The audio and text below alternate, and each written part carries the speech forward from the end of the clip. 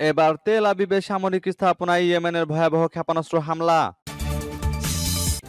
আরো বিস্তারিত জানিয়ে দিব। এদিকে মস্কোতে ভয়াবহ ড্রোন হামলা, কয়েক ঘন্টা বন্ধ 4টি বিমানবন্দর। এবার পাকিস্তানে ক্ষেপণাস্ত্র হামলা চালিয়েছে ভারত। এদিকে ইউক্রেনে ড্রোন হামলার জবাবে মস্কোর পাল্টা হামলা। আরো জানিয়ে দিব, এবার পাকিস্তানের পাল্টা হামলা, ভারতের একাধিক বিমানবন্দর বন্ধ। এদিকে রণতরী থেকে সাগরে পড়ে ডুবলো আরো একটি মার্কিন যুদ্ধ বিমান।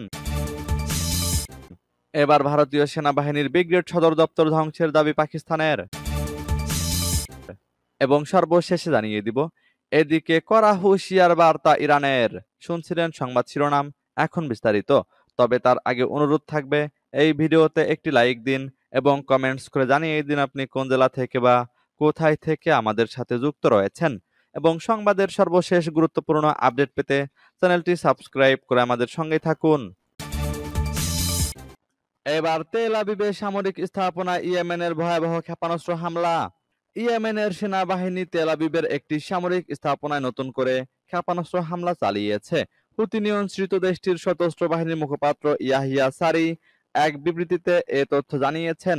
তিনি বলেন, আমরা তেল আবিবে দখলকৃত জাফার দক্ষিণে একটি ইসরায়েলি সামরিক লক্ষ্যবস্তুতে হামলা চালিয়েছি। ইয়াহিয়া সারি জানান, গাজায় নিপীড়িত জনগণের প্রতিরোধ আন্দোলনের প্রতি সংহতি প্রকাশ এবং ইসরায়েলি দখলদার বাহিনীর অবরোধ ও যুক্তরাষ্ট্রের সমর্থনের জবাবে এ হামলা চালানো হয়েছে। ইয়েমেনি মুখপাত্রের ভাষায়, জাফায় এই সামরিক অভিযানে প্যালেস্টাইন 2 নামের একটি হাইপারসনিক ব্যালিস্টিক ক্ষেপণাস্ত্র ব্যবহার করা হয়েছে। তিনি জোর দিয়ে বলেন, যতক্ষণ না গাজায় আগ্রাসন বন্ধ হচ্ছে এবং অবরোধ তুলে নেওয়া না হচ্ছে, ততক্ষণ পর্যন্ত ইয়েমেনি বাহিনী ফিলিস্তিনি জনগণের প্রতি সমর্থনে হামলা অব্যাহত রাখবে। 2023 সালের 7 অক্টোবর গাজায় প্রতিরোধ সংগঠনগুলো ইসরায়েলি দখলদার শক্তির বিরুদ্ধে চমকপ্রদ পাল্টা হামলা আল আকসা স্ট্রম পরিচালনার পর থেকে ইসরায়েল গাজায় ভয়াবহ আগ্রাসন শুরু করে। এরপর থেকে ইয়েমেনি জনগণ ফিলিস্তিনিদের সংগ্রামে তাদের প্রকাশ্য সমর্থন জানিয়ে আসছে। সূত্র মেহের নিউজের।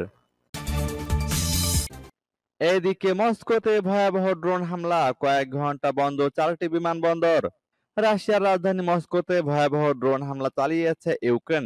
টানা দ্বিতীয় রাতে মস্কোকে লক্ষ্য করে হামলা চালায় ইউক্রেন। হামলার পর মস্কোর 4টি বিমানবন্দর সাময়িকভাবে বন্ধ করে দেওয়া হয়।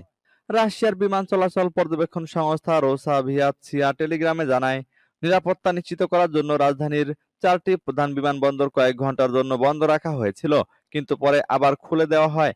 এদিকে মস্কোর মেয়র সের্গেই সোবিয়ানিন সোশ্যাল মিডিয়ায় দাবি করেন, শহরে পৌঁছানোর আগেই কমপক্ষে 19টি ইউক্রেনীয় ড্রোন ধ্বংস করা হয়েছে। তিনি বলেন, বেশ কিছু ধ্বংসাবশেষ শহরের একটি গুরুত্বপূর্ণ মহাসড়কে পড়েছিল, তবে কোনো হতাহতের ঘটনা ঘটেনি। ইউক্রেন এ বিষয়ে এখনো কোনো মন্তব্য করেনি। তবে খার্কিভের মেয়র বলেছেন, রাশিয়া রাতভর ইউক্রেনের রাজধানী কিয়েভে ড্রোন হামলা চালিয়েছে। এদিকে মস্কোর পাশাপাশি পেনজা এবং ভোরোনেজ সহ অন্যান্য রাশিয়ান শহরের গভর্নররাও বলেছেন, মঙ্গলবার রাতভর তাদের উপর ড্রোন হামলা চালানো হয়েছে। এদিকে রাশিয়ান সামরিক ব্লগারদের অসমর্থিত প্রতিবেদনে বলা হয়েছে, মস্কোর দক্ষিণে একটি অ্যাপার্টমেন্টের জানালা ভেঙে গেছে। এছাড়া সোমবার রাশিয়ার প্রতিরক্ষা মন্ত্রণালয় জানিয়েছে, তারা 26টি ইউক্রেনীয় ড্রোন ভূপাতিত করেছে। সূত্র বিবিসির। এবার পাকিস্তানে ভয়াবহ ক্ষেপণাস্ত্র হামলা চালিয়েছে ভারত। কাশ্মীর হামলা নিয়ে চলমান উত্তেজনার মধ্যে এবার পাকিস্তানে ভয়াবহ ক্ষেপণাস্ত্র হামলা চালিয়েছে ভারত। বুধবার প্রথম প্রহরে এই হামলা চালানো হয়েছে।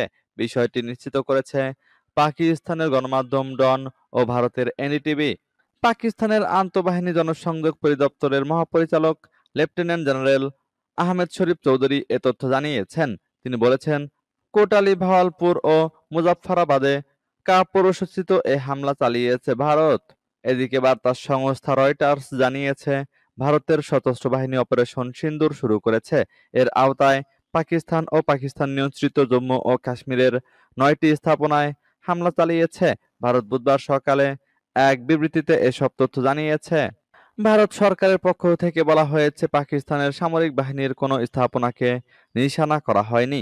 বার্তা সংস্থা রয়টার্স একাধিক প্রত্যক্ষদর্শীর বরাতে জানিয়েছে, পাকিস্তানের আজাদ কাশ্মীরের রাজধানী মুজাফফরাবাদের পাহাড়ি অঞ্চলের কাছে একাধিক বিকট বিস্ফোরণের শব্দ শোনা গেছে। এদিকে ইউক্রেনের ড্রোন হামলার জবাবে মস্কোর পাল্টা হামলা। ইউক্রেনের টানা ড্রোন হামলার জবাবে পাল্টা হামলা চালিয়েছে রাশিয়া। ড্রোন ও মিসাইল এই হামলায় খার্কিভে কমপক্ষে 4 জন আহত হয়েছে বলে জানিয়েছে ইউক্রেনের কর্মকর্তারা। খবর সংবাদ মাধ্যম ইন্ডিপেন্ডেন্টের। এর আগে টানা 2 রাত ধরে ইউক্রেন মস্কোয় ড্রোন হামলা চালিয়ে যাচ্ছে বলে জানিয়েছে রাশিয়া। দেশটির বিমান চলাচল পর্যবেক্ষণ সংস্থা রোসাভিয়াতসিয়া সামাজিক মাধ্যমে টেলিগ্রামে জানিয়েছে, নিরাপত্তা নিশ্চিত করার জন্য তাদের রাজধানীর 4টি বিমানবন্দরের সবগুলোই সাময়িকভাবে বন্ধ করে দেওয়া হয়েছে।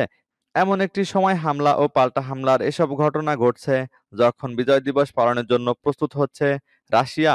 দিবসটি উপলক্ষে রুশ প্রেসিডেন্ট ভ্লাদিমির পুতিন ইউক্রেনে 3 দিনের যুদ্ধবিরতি কার্যকরে প্রাথমিকভাবে সম্মত হয়েছেন।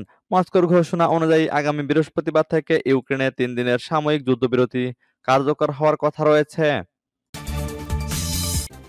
এবার পাকিস্তানের পাল্টা হামলা, ভারতের একাধিক বিমানবন্দর বন্ধ। ভারতের সামরিক অভিযান অপারেশন সিঁদুরের পর এবার পাল্টা হামলা চালিয়েছে পাকিস্তান। এ প্রেক্ষিতে যুদ্ধ অবস্থা তৈরি হয়েছে প্রতিবেশী 2 দেশের মধ্যে।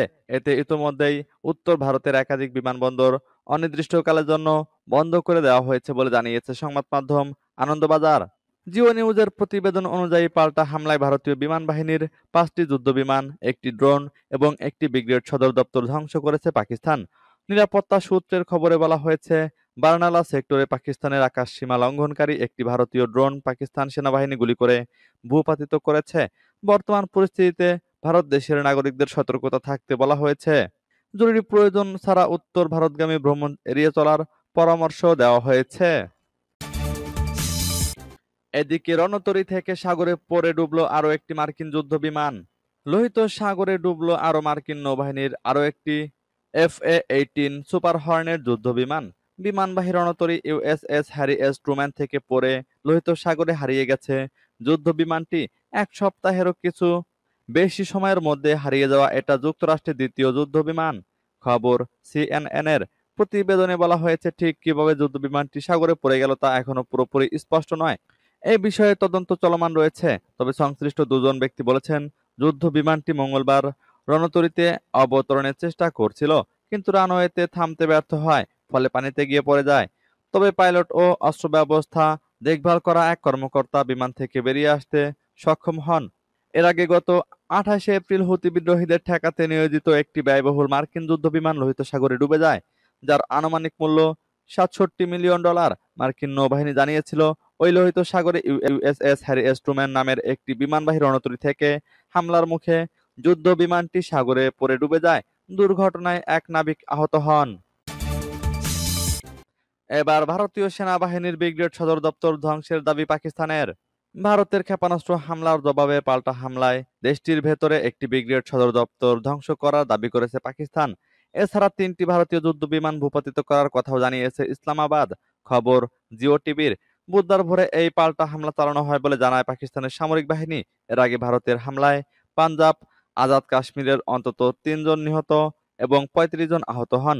ভারত বলেছে, জম্মু ও কাশ্মীরের পেহেলগামে পর্যটকদের উপর প্রাণঘাতী হামলার জবাবে তারা এই সামরিক অভিযান চালিয়েছে।